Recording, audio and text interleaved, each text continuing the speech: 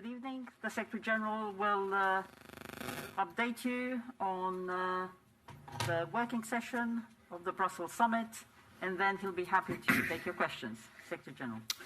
Good evening. It's great to see you all. We have just finished a very good meeting, NATO summit, and it was really great to be together and to meet together again in person as a truly transatlantic family.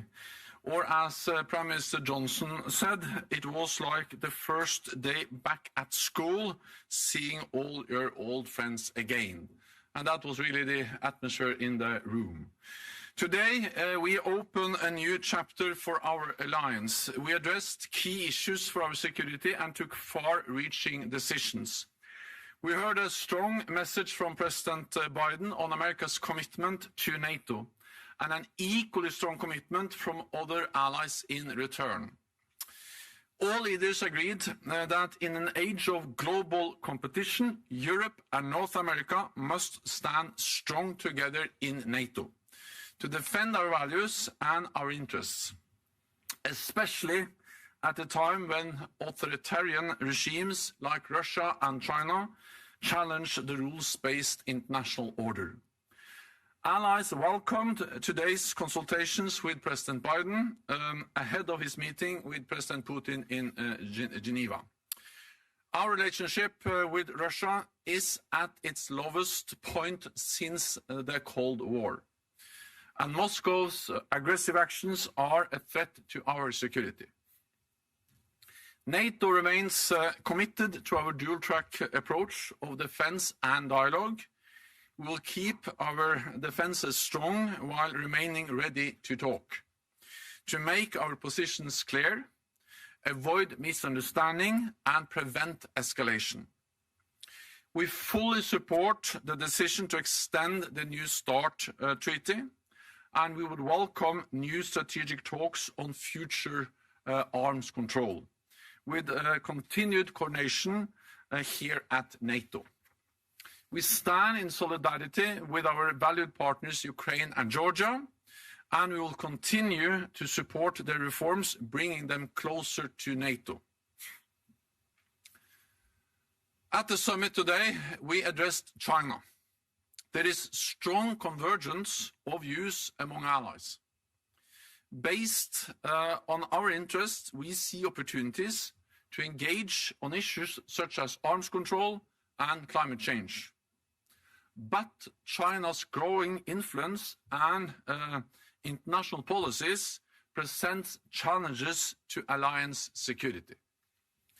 Leaders agreed that we need to address such challenges together as an alliance, and that we need to engage with China to defend our security interests. We are concerned by China's coercive policies, which stand in contrast to the fundamental values enshrined in the Washington Treaty. China is rapidly expanding its nuclear arsenal with more warheads and a larger number of sophisticated delivery systems. It is opaque in implementing its military modernization. It is cooperating militarily with Russia, including through exercises in the Euro-Atlantic area. We also remain concerned about China's use of disinformation. NATO leaders called on China to uphold its international commitments and to act responsibly in the international system, including in space, cyber, and maritime domains, in keeping with its role as a major power. Today, leaders agreed our ambitious NATO 2030 agenda to ensure the alliance can face the challenges and threats of today and tomorrow. We took concrete decisions in 8 key areas. First, we agreed to enhance NATO as the transatlantic forum for consultations and joint action on all matters related to our security. And we agreed to strengthen and broaden our political consultation and coordination. Second, we agreed to reinforce our deterrence and defense by strengthening NATO as the framework for the defense of the Euro-Atlantic area and recommitting to the defense investment pledge we made in 2014. Third, we agreed to strengthen the resilience of our societies with a new resilience commitment by NATO leaders. We will develop NATO-wide resilience objectives and concrete national goals to safeguard our critical infrastructure. Fourth, we will sharpen our technological edge. Allies have agreed to launch a Defense Innovation Accelerator for the North Atlantic, or DIANA. Working with startups, industry, and universities, this center will promote transatlantic cooperation and help avoid gaps among allies. Allies also agreed to establish a NATO Innovation Fund to invest in startups working on emerging and disruptive technologies. Fifth, we will step up our work to uphold the rules-based international order. To this end, we will strengthen our partnerships with the Asia-Pacific, with Australia, Japan, New Zealand, and the Republic of Korea, and seek new relationships with countries across Latin America, Africa, and Asia. We are also committed to the further deepening of our cooperation with the European Union. Sixth, we will substantially step up training and capacity building for partners from Ukraine and Georgia to Iraq and Jordan. Seventh, leaders agreed that for the first time, addressing the security impact of climate change will be an important task for NATO. This will include regular assessments of the impact of climate change on our installations, missions, and other activities, integrating climate change into our exercises, defense planning, and procurement, and developing a methodology for assessing greenhouse gas emissions from military activities. I am pleased to announce that all allies made a clear commitment to significantly reduce military emissions. We also agreed to set concrete targets for NATO to contribute to the goal of net zero emissions by 2050. I also want to thank Prime Minister Justin Trudeau and Canada for offering to host a new NATO Centre of Excellence on climate and security. Finally, we agreed to develop NATO's next strategic concept in time for our summit in 2022, reaffirming our values and reflecting the significant changes in our security environment over the past decade. The NATO 2030 agenda sets a higher level of ambition, and it provides a clear direction for the future adaptation of our alliance. Allies agreed that these decisions must be underpinned by the right resources through national defense expenditure and NATO common funding. This will be the 7th consecutive year of growing defense spending across European allies and Canada, with over $260 billion extra on defense since 2014. Allies are also investing in new capabilities and contributing to NATO missions and operations. All of this means fairer burden sharing across the alliance, and we must maintain this momentum. To do more together, allies agreed that we also need to invest more together in NATO to resource our requirements in a more challenging security environment.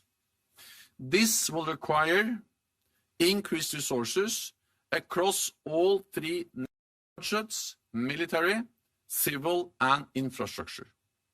For instance, to support more joint training and exercises, command and control, stronger cyber defenses, pre-positioned equipment, better infrastructure, and more capacity building for our partners. So, by agreeing the NATO 2030 agenda, leaders have taken decisions to make our alliance stronger and better fit for the future. We also took decisions on our newest operational domains, cyber and space. Allies agreed a new cyber defense policy for NATO. It recognizes that cyberspace is contested at all times and ensures that we have strong technical capabilities, political consultations, and military planning in place to keep our systems secure. We also made clear that NATO is determined to defend itself in space as effectively as we do in all other domains: land, sea, air, and cyber. Thank Luxembourg for funding a strategic space situation awareness system here at NATO headquarters. We also addressed Afghanistan. After almost 20 years, NATO military operations are coming to an end. We pay tribute to all those who have lost their lives or been wounded, and express our appreciation to all those who have served under a NATO flag. NATO leaders reaffirmed their commitment to continue to stand with Afghanistan, with training and financial support for Afghan forces and institutions, and funding to ensure the continued functioning of the international airport. So we have made important decisions today to make NATO stronger in a more competitive world and chart a course for our alliance over the next decade and beyond. And with that, I'm ready to take your questions. Okay, we'll start with Reuters in the middle, over there. Do we have a microphone? Yes, please go through. Thanks. Thank you, Juana. Secretary General, on two different points, you mentioned common funding. You've often talked about your ambitions. Can you just clarify, is there now an increase in joint funding for military operations?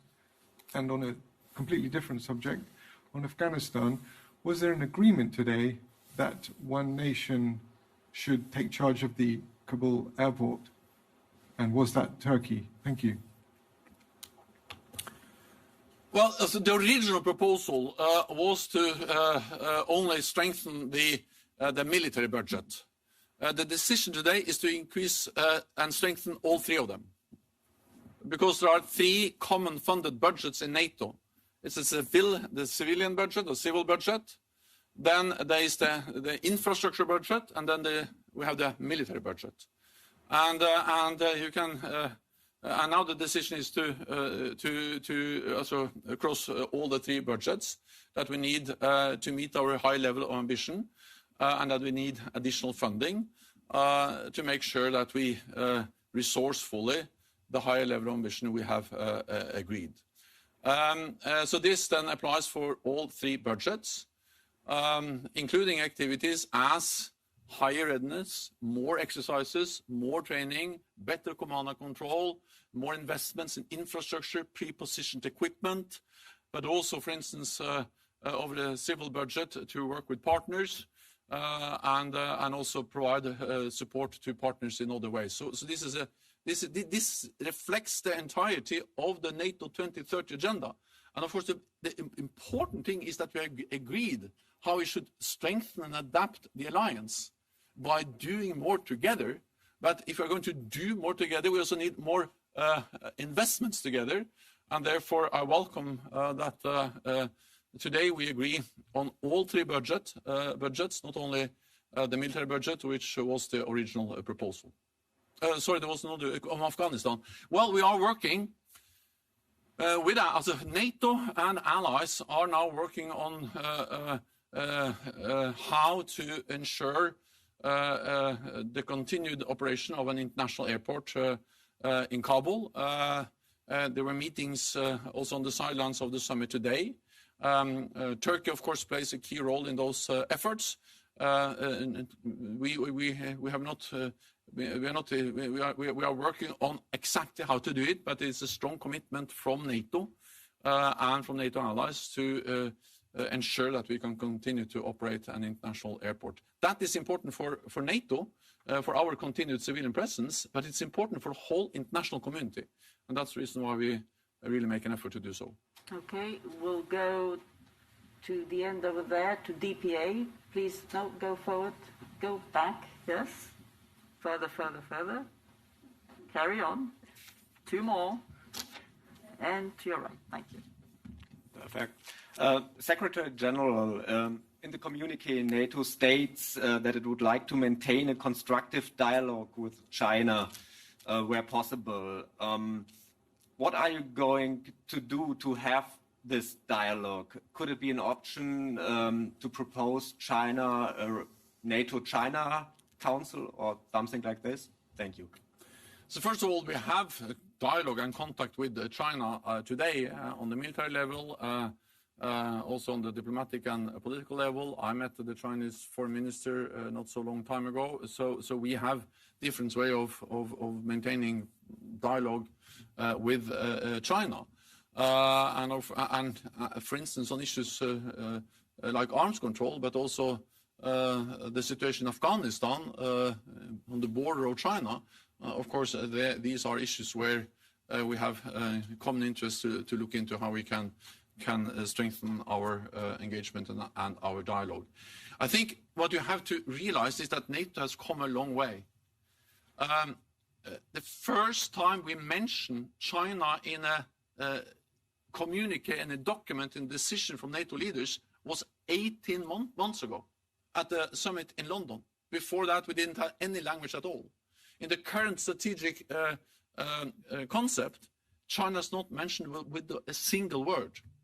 Now you can read the communique and you see that we have seen a convergence of views among allies, where we, of course, again address the importance of engaging. China is not an adversary, but also address the challenges, the investments in new modern capabilities, nuclear warheads, the coercive behavior, and also the challenges it poses to international rules-based order and to our security. So if you compare those documents, you see that we have come a long way to develop a common position on China and what it means for our security. If I can add one more thing, this is very much about what we do at home. And this is about taking care of a core responsibility to be able to protect and defend all allies against any threat from any direction. Because we know that we see that China is coming closer to us in cyberspace. We see them in Africa, we see them in the Arctic, we see them trying to control our infrastructure. We had the discussion about 5G. And therefore, what we do in NATO 2030 is highly relevant also for how to address China with more resilience, with more technology, and all the things we're now going to do together. Okay, we'll try to take 3 questions over there to simplify life for our colleagues with the microphone. We'll start with Washington Post in the 2nd row, please. Michael, put up your hand, please. Thank you. Thank you. Michael Birnbaum from the Washington Post. Thanks very much for this. Can I just ask, can you compare your experience at this summit with the U.S. delegation to your experience at summits with President Trump? And was President Biden able to tell you anything that convinced you that Trump or another Trump-like figure won't be back in the White House in a few years and swing the United States back to a more confrontational approach to NATO? Thank you. It is different. Then I think that the important thing for me now is to convey a very clear message that was also conveyed in the meeting today, that all allies welcome the strong commitment from President Biden to NATO and the bond between Europe and North America in NATO. And that in return, all the other allies, Canada and Europe, express the same strong commitment that we have to stand together in NATO in a more competitive world. That's the important thing. I welcome that. That was the message from President Biden when I met him in the White House a week ago, and that's the message from President Biden and his administration today in the summit. Then I would like to add the following, and that is that I think what we learned over the previous 4 years was the importance of strong multilateral institutions in uncertain times. Because NATO as an alliance, as an institution, goes beyond individual political leaders. We can weather political winds and different storms. So if anything, it just proves the importance of building a strong NATO. There will be different political leaders elected in many allied countries in the years to follow. But I'm confident that as long as we realize that it is in our security interest to stand together, national security interest to stand together, we will maintain NATO as the bedrock for our security. And also welcome the fact that we have very strong bipartisan support in the United States for NATO. But if you look at the recent opinion polls published from different sources over the last weeks, it confirms a very strong support for NATO in general, both in North America and in Europe. So I cannot tell you who will be the next political leaders in 30 NATO allied countries, but I can tell you that what we have seen is the strength of strong institutions like NATO, which can deal with also different political leaders that have different opinions about many issues, as we have seen over many years in NATO. ZDF, just behind Washington Post. Thanks. Mark Davison, ZDF German TV. Secretary General, you pointed out several times, of course, the words coercive policies with regards to China. It's in the communique as well. So using harsher words than the G7 summit, and I wonder, why is that? Is there a different assessment? And number two, what are the lines that China would need to cross in order to be upgraded from a systemic challenge to an adversary or a threat? It's not also. What matters for me is that we have a united and clear position among 30 allies on China. And as I said, this is to go a long way for NATO, because not many months ago we didn't address that at all. And as always, when 30 allies have to agree, we need to balance, we need to address also some differences. That's a natural thing. But the strength of NATO is that, well, there are some differences. We sit together, we work on the issues, and we come out with strong, unified, clear messages, as we have done now. So it's not for me I will comment on the NATO statements. I think they are clear and strong.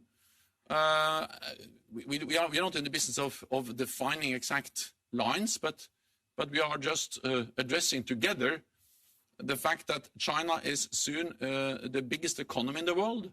They already have the biggest, the second biggest defense budget, and already the biggest navy. And they are investing heavily in new modern capabilities, including by investing in new disruptive technologies such as autonomous systems, facial recognition, and artificial intelligence, and putting them into different weapon systems that are really in the process of changing the nature of warfare in a way we have hardly seen before, or perhaps ever seen before. And this matters for our security. There's no way to deny that. So the question is, how do we address it, not whether or if we're going to address it. Okay, we'll go to Interfax Ukraine. Second row here, please.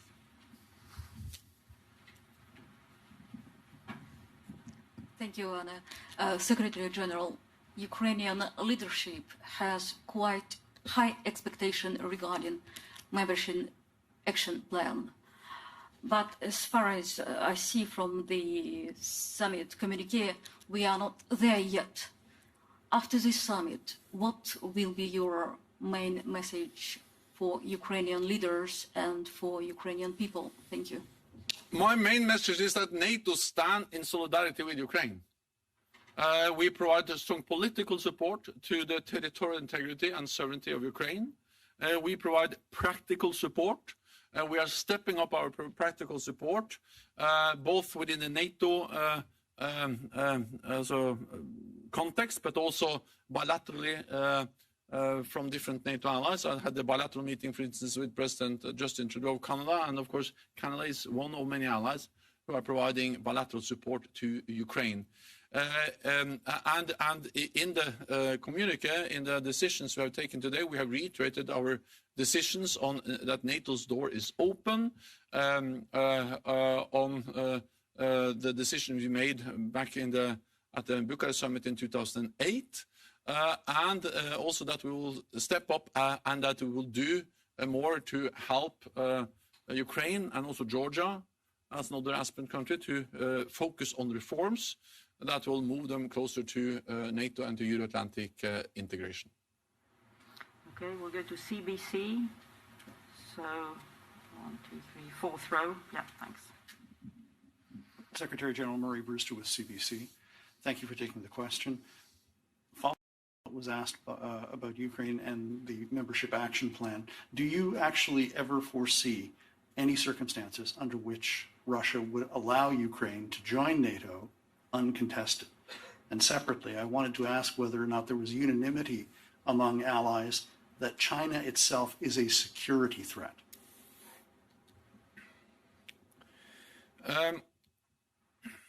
I think it's extremely important to underline that every nation has the right to choose its own path, and that includes also what kind of security arrangements it wants to be part of, including whether it wants to be part of a member of NATO or not. So the message is that it is for Ukraine and the 30 allies to decide when Ukraine can become a NATO member. Russia, of course, have no say because they cannot veto what neighbors can do. We will not return to an age where we had spheres of influence, where big powers decided what small neighbors could do. And I very often use my own country, Norway, as an example. Norway is a small country bordering Russia. Of course, Russia or the Soviet Union disliked that we joined NATO back in 1949. But since allies at that time were so strongly in favor of accepting also small neighbors of Russia into the alliance, of course, Norway was accepted as the Baltic countries or as Montenegro and North Macedonia recently. So this is about fundamental principles of accepting the right of every nation to decide. So it's for the 30 allies and Ukraine to decide when Ukraine is ready for membership. Well, you can see the language we have agreed, and we addressed that China's behavior, the coercive behavior, the investments in new military capabilities, including nuclear systems, and also what they do regarding international rules-based order. All of that poses challenges to our security, and that's the reason why we have the language we have in the statement and the clear message in the communique. But I will also say that's the reason why we take decisions in the NATO 2030 agenda. Because again, this is partly, for instance, about making sure that we keep the technological edge. So when we establish the technology accelerator, it is about making sure that we keep the technological edge in a world where China is investing heavily in these new modern technologies.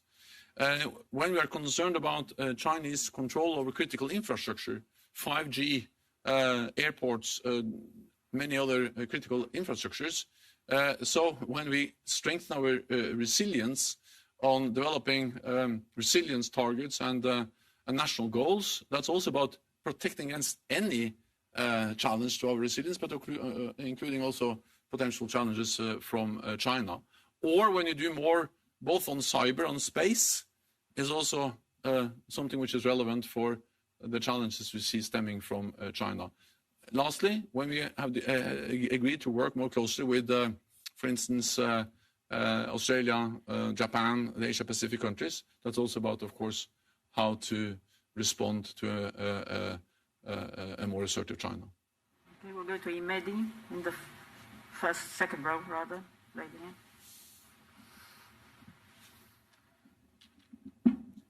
Thank you very much, Mr. Secretary General. You have spoken and mentioned open door policy and future enlargement of organization. After discussion with NATO leaders, can you tell us more about future membership of Georgia and what is the biggest stumbling block for Georgia's accession? Because the main question now is in Georgia is why is Georgia still not in NATO? Thank you very much.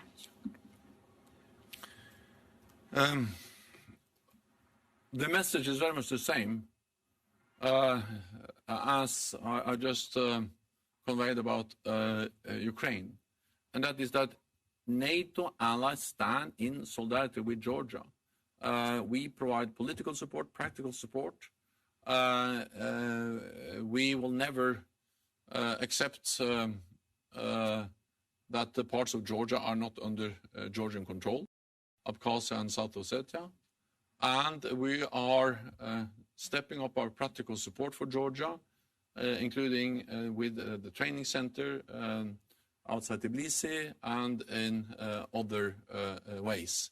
And allies are committed to provide support and to also make it very clear that Georgia is a highly valued partner, not least in the Black Sea region, and we will continue to provide practical support. Then it is for the 30 allies and Georgia to decide when the time is right.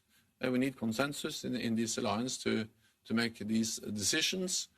So I cannot give you a date, but I can say that we will continue to support the reform efforts, which are closer to NATO.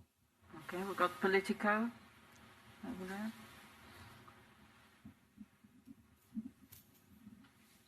Thank you. David Herzenhorn with Politico.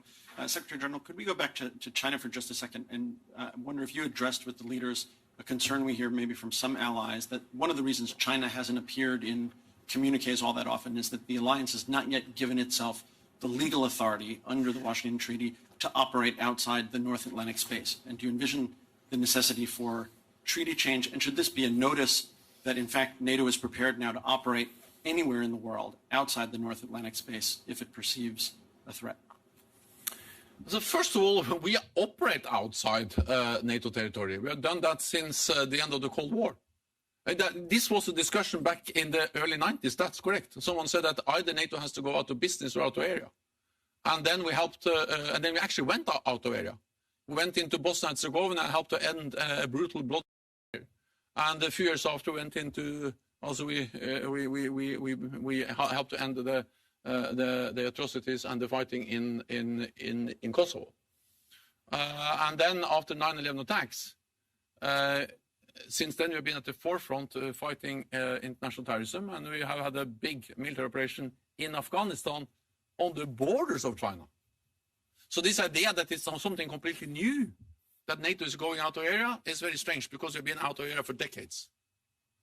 But then, back to my main message.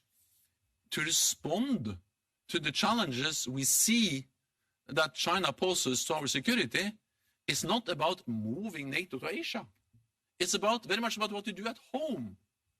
Resilience, technology, cyber defense. Because we see that China is coming closer to us. There is no need for any change in the NATO treaty to respond to that. Actually, NATO is going to do exactly the same as we've done for more than 70 years to protect and defend all allies against any potential threat. But the threats and challenges have changed. So the way we do it, of course, changes. We assess that instability in the Balkans was a threat to us. In one way, it was simpler during the Cold War, because then we had one enemy or one threat, and that was the Soviet Union. But since then, the world has become a bit more complicated, and the strength of NATO is that we have been able to adapt and respond to a more complicated world. And we will continue to do that, and NATO 2030 is exactly about how to be loyal to our core task, defend and protect all allies, but in a changing world. And as I said, this is very much about things we are doing at home to make sure that when we see China coming closer to us in cyber, controlling infrastructure in Africa, in Arctic, training together with Russia in North Atlantic waters. Of course, it matters for NATO. Okay, we'll go to Spiegel over here. Markus Becker with Der Spiegel. Mr. Secretary General, looking at the list of challenges from China, you have mentioned an outside observer might be hard-pressed not to see an adversary in China. At the same time, a number of allies are strongly economically connected to China, Germany among them. To which extent do these economic bonds hamper steps that might need to be taken to counter security challenges from China? So first of all, I think it is important to understand that we need to address the challenges that the rise of China poses to our security, even though many allies have a lot of economic ties with China. And in one way, that's what we also express in the communique today. So it's not either or. It's not like you either do nothing and trade, or you do a lot or are not able to trade. The world is not that simple. So I think that what is important today is that, of course, individual NATO allies have addressed both the opportunities and the challenges related to the rise of China for many years. The new thing we have seen today is that we strongly agree that we should do this together as an alliance, because we understand that we need to stand together. China soon having the biggest economy in the world. Even the United States, which used to be the biggest in almost all domains, they realize very clearly that when it comes to China, it is a huge advantage for the United States to have 29 friends and allies. So, I just think that we could strengthen our cyber defenses. We can make sure that we don't have vulnerable 5G systems. We can make sure that we invest in advanced technologies. We can work on arms control with China and continue to trade with them. For me, that's not either or. It's actually to combine but stand together, because that makes it all stronger. Agenzia Nova, lady in the second row.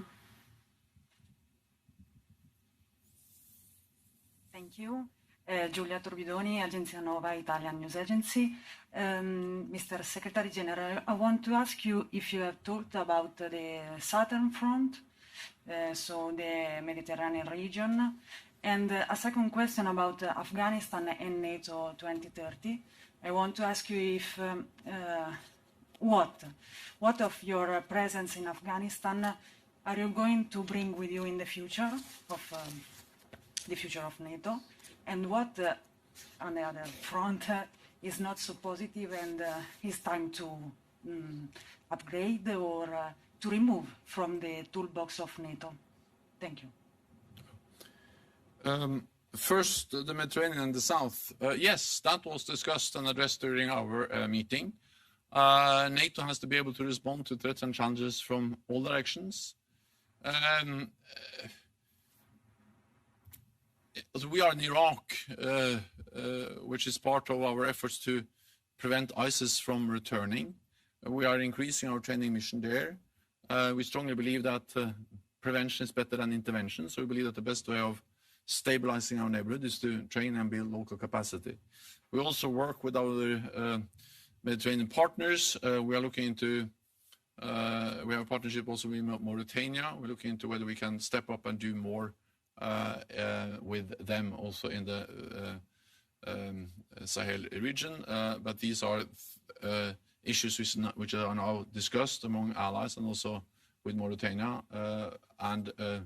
Several allies, of course, are extremely concerned about the situation in Northern Africa, including Libya. On Afghanistan, we are ending the rest of support mission, but we will continue to provide support to the Afghans in at least 4 ways. First, we will fund the Afghan security forces. When we came to Afghanistan almost 2 decades ago, there were hardly any Afghan security force at all. Now there is an Afghan security force of roughly 3,000 personnel. We, all allies, have promised to continue to fund them. That's critical. Second, we are working on how to organize out-of-country training of the Afghan security forces, especially the special operation forces. Thirdly, we have decided to continue civilian presence in Afghanistan to provide advice, capacity building. And fourth, we will really work hard to maintain critical infrastructure, such as the airport, to enable both the presence of NATO, as a civilian presence of NATO, but also, of course, presence of the broader international community, diplomatic presence, but also, of course, the development aid community.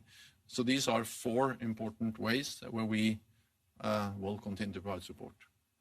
Thank you very much. I know there are more questions, but we'll have to wrap this here. Thank you very much. Thank you. Have a nice evening.